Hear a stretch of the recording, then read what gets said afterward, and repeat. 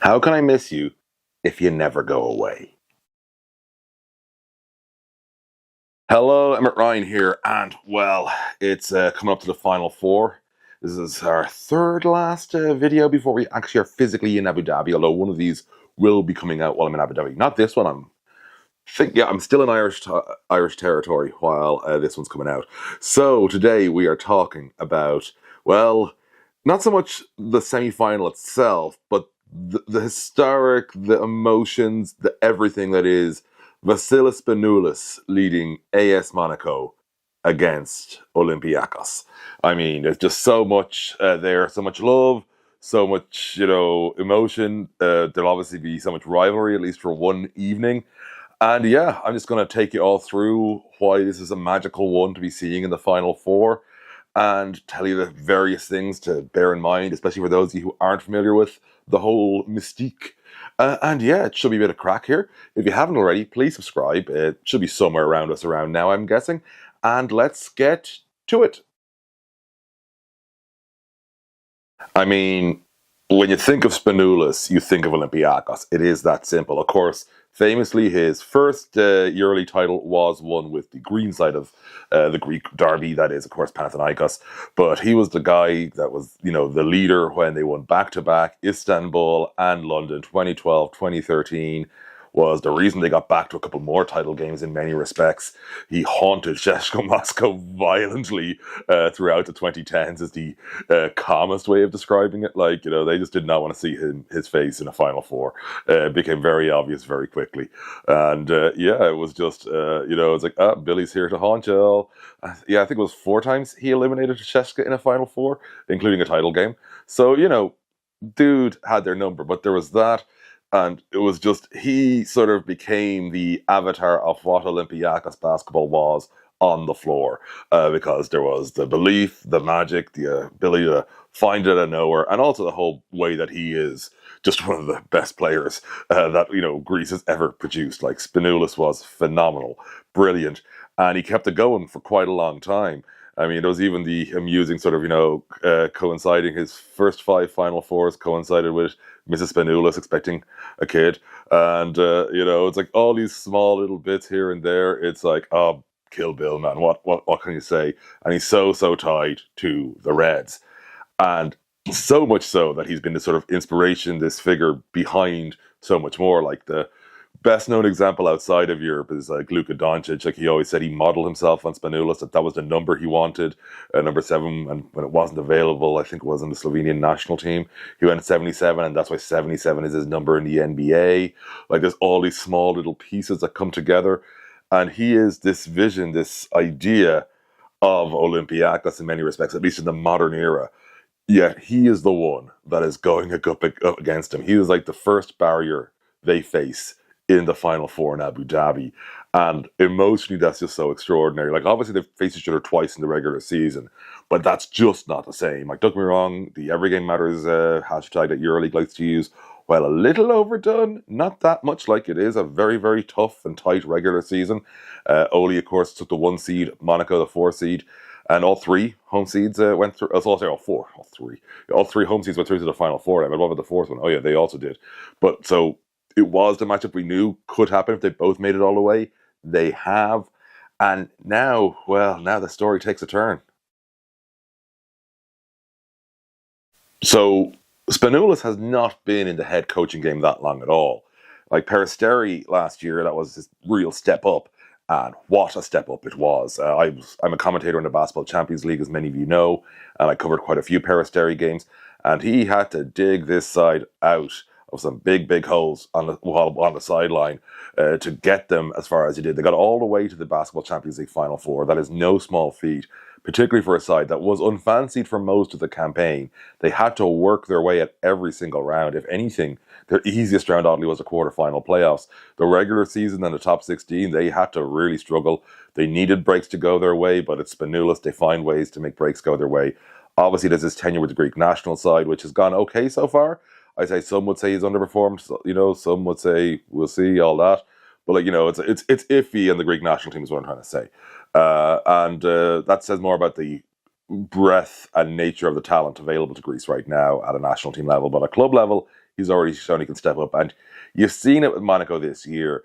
Like, they have the D that, like, you expect to see from a guy who has learned the way Spanoulis did as a player, but also he has such a recency to the game that most of the Monaco players are used to going up against him as a player. And so, one, they respect the holy heck out of him because they know what he could do when he crossed that line onto the court.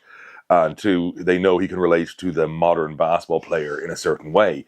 And while those are upsides, it's still a big, big ask for a guy this quickly to get a side, which was, remember, coming into the season with Final Four ambitions, title ambitions, to make sure he fulfilled that. And he has gotten them to the Final Four. They are, looking good in the LNB right now. Everything is going to plan, but that's the bare minimum for Monaco as well. He has found a way to ensure that we're ticking all the boxes. And of course, the classic one, I've mentioned it so many times before, that he and Mike James feel like they're talking to themselves when they're speaking with each other. When you can do that with your leader on the court, it's going to help him as a leader on the court for you. Because it's the one tough thing for Spanoulis, of course, is that as a coach, he can no longer sub himself in. He can't go, well, something's going wrong, it's Billy time. He can't do that. Like, Billy time is a case of he's got to work out who he's using and what. And we saw with some pretty bold adjustments in the playoff series against Barcelona, which again, they had to struggle a bit with, probably more than they'd have liked, that he is able to make the big, big calls. And his debut season in Euroleague, he's gone to the Final Four. That is not to be sniffed at. So he's made the step up, and now he's got to face his one true love that isn't not in the real world, like with a wife sense, or a spouse sense. His one true love in the sporting sense. So, boom, the clash. They're going up against each other. And, it's like how Spanoulis will manage his emotions during this is obviously the question. Like, he can't, it's essentially your real worry here is, can he be the coach he is any other game? Because if he works too hard to temper them, that might take away from what his players need. If he leans too much into them, that might take away in a different way from what his players need. And so it's how can he be himself is the big, big question. And of course, he's going up against a man who is in many ways a mentor for him in Georgios Vassilis, a man he won a Final Four with, and a man he has a lot of respect for, especially as a coach. And so he's going up against, it is the student versus mentor, which are more than used to in sports as a whole, never mind in EuroLeague. And so that in itself is like going to be compelling. Olympiacos fans adore Kill Bill. And they are right to, by the way, they are right to. And there is this broad assumption that he will eventually come to Piraeus and be head coach after Vassilis retires or moves on or whatever. Like, there is this broad assumption that will inevitably happen someday. Probably will as well. Like, we'd all be a little surprised if Spanoulis is not the head coach at some point. And so you've got all this going through, but bottom line is this is one 40-minute affair in Abu Dhabi. And that can really condense an awful lot of feelings awfully quickly. And so you're wondering, right, so kind of mash all this together, make it all work, make it all do its thing. How do we not make a mess of it? From both sides, because obviously for, Olympiacos, is like, do we need to think differently because of what Spanoulis knows about how we play the game? I think they won't. I think they'll go, he knows what we're going to do, but we're still going to do it to him because it'll work. Spanoulis is like, am I at risk of overthinking this?